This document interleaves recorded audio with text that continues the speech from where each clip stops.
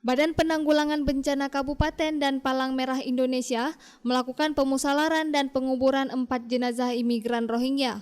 4 jenazah tersebut dimakamkan di makam massal korban tsunami di Desa Ketapang, Kecamatan Kurungsabe, Kabupaten setempat. Sebanyak 4 jasad imigran Rohingya tersebut ditemukan di Laut Perairan Aceh Jaya setelah dilakukan pencarian selama 2 hari oleh tim gabungan Basarnas Pos Melaboh dan Satgas SAR Pos Aceh Jaya.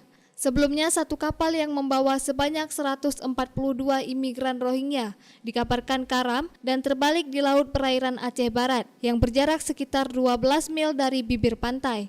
Setelah dilakukan pencarian, petugas berhasil mengevakuasi sebanyak 75 imigran Rohingya yang selamat dan saat ini mereka ditempatkan di markas PMI Aceh Barat.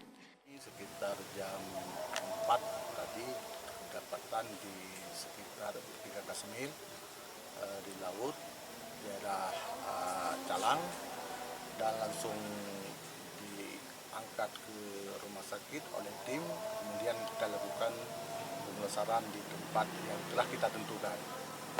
Itu memang dari awal kita sudah tetapkan itu kawasan kuburan Taman Tsunami. Kemudian COVID dan hari ini juga kita akan jadikan tempat pemakaman orang tanpa guna. Kemarin 3 orang dan hari ini 1 orang, dan total semuanya alhamdulillah terdapat 4 orang dan alhamdulillah berkat kerjasama semua kita dapat lakukan pemulasaran dengan jalan dengan normal.